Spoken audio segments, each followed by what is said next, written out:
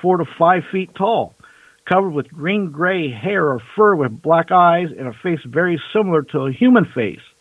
I could see a glint in his eyes while he was playing with me and almost seemed like it was smiling. He described a chimp-like mouth with a mischievous little smile. The face was covered mostly with hair and fur, but there was no snout or prominent nose like a bear would have. It kept its hands on the tree the entire time and peeked out from behind it. The hair on the body was described as long like a raccoon's fur. After about 15 minutes, the hunter heard a low-toned sound he compared to a deer snort. It made a sound similar to a deer snort, but not.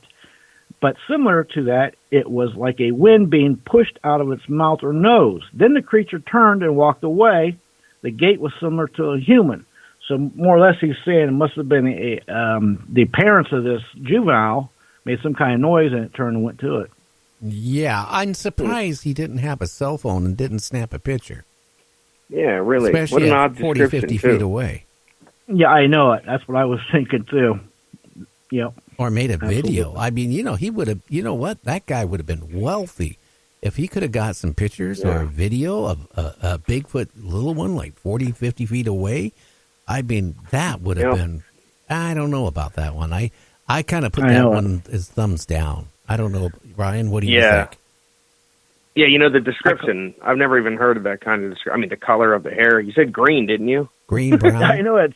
Yeah, I'd never heard one either. I thought, well, that's different. Let me see what you guys think about that. But yeah, I had the same feelings. It kind of reminds me of wasn't too long ago where I lived, Salt Fork area. That guy had them videos where he filmed Bigfoot several times throughout the day, in different areas of the park, and it looked like it looked like a guy in a suit. What I thought it looked like, but was he playing a saxophone by any chance? He didn't. They caught him going to Subway with me, actually. Yeah, probably. I hate to say this. There was one that I put up a picture the other day of a Bigfoot, and a couple other radio shows put up a Bigfoot. I finally got a better image of that, and if that is a Bigfoot, you know who I am? Alexander the Great. You know what? I seen that picture, and I was thinking the same thing, but I thought, but there's so many of those out there anymore. It's ridiculous. I'm telling you that the people on YouTube and other formats with these pictures, they're trying to, I think, catch up with all the bogus UFO stuff that's going on out there. I don't know what's going on with that. I don't know. Go ahead, Ryan. I was going to say, you also figure, too, at this day and age, this is what kills me. I mean, it's 2020. You figure every sighting these days has to come with a photo or a video. Has to. And then, you still got about 80% of them that do not. It's a letdown. And if they do, it's still blurry. Somehow, someway, it's still blurry. Well, I like some people, that will take an expensive digital camera with them. They have their cell phone, right? And every time they go out, they see little people or they see big foot, right? But every picture they get, you have to look at it for 5 minutes to even distinguish what it is. But I would think, seriously, if they're getting pictures of it each time they go out, why are they way out of focus? And you have to sit there and wonder, what are you really looking at? And some of the pictures I've seen, you really have to really be in tune for it or had a couple shots of whiskey to see what the person is claiming that it was. I tell you, I don't know what the people expect. But, there is some people out there, honestly, Ryan, that they go out and they see little people or they see Bigfoot all the time. Every time they go out. Or they see portals open up. Or they see UFOs and somebody can take their finger and make that UFO just go crazy by their finger. I don't know. There's some people here that, if you want to believe their story, go ahead. But I don't buy any of that crap.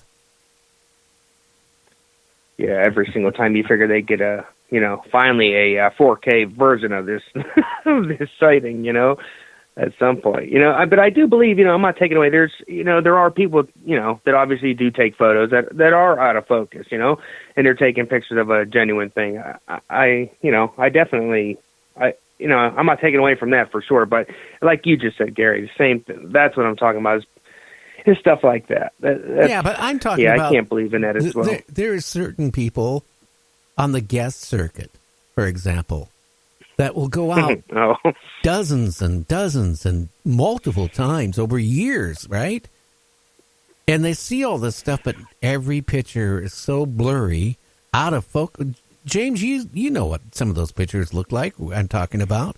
You have to be half drunk to see what the person's claiming is in it.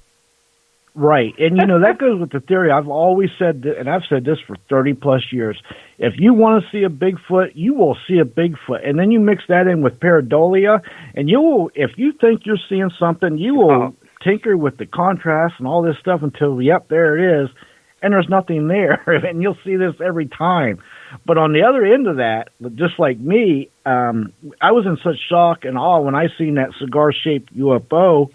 I forgot to even film it. I lucky I got a few pictures of it. But, yeah, there's people, you're right, Gary, out there that no matter what, they see something every time.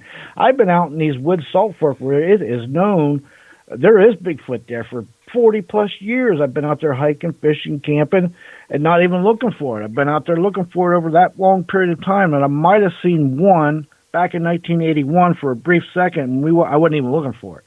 So, I mean, they're rare, hard to see, and people see them every time. And especially that guy a month ago seeing it like 5 or 6 times all in one day throughout the day. I'm like, give me a break. I find that very unbelievable. But you know what? There's people maybe that in their own mind they do see Bigfoot or little people, or they're trying to make a name for themselves. But when that happens, it really damages. Yeah. Anything from cryptids to UFOs. I mean, because there's a lot of people that, do a lot of research. And then you get somebody comes up there and says, well, I go out at least once a week. And for the last 5 years, I see Bigfoot each time I go out. Or I see little people. Or I see UFOs. I find that very strange because I don't think UFOs are... Unless they really implanted the guy with about 15 implants, I just don't buy stuff like that. Yeah, I find it insulting. Like I've been studying orange orbs for probably 4 years now.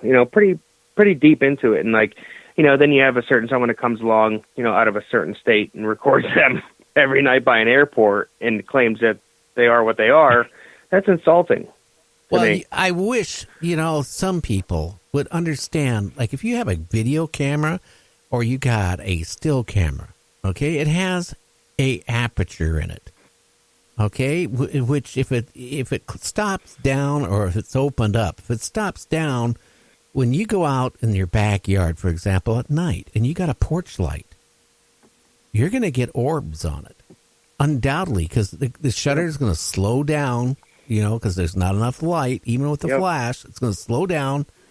And then the shape of the aperture and the light coming in and bouncing in that lens, you have orbs. And I'm sorry to say that. I know enough about photography. I can go out and create them instantly. But there's people that go out there again, out of their porch every night, take a picture. Oh, look at these orbs. They're holding the camera, right? And these orbs look like they're moving, okay? The reason why they look like these orbs are moving and leaving this trace behind it is because the aperture is hanging open for a prolonged period of time because there's not enough light coming into either, for the sensor or film. So it's creating a light trail. That's what's happening. It's not this orb, it's this flying. Right. Yeah. Here's my 2 cents. And then you've got moisture, humidity in the air, dust, and a lot of other anomalies.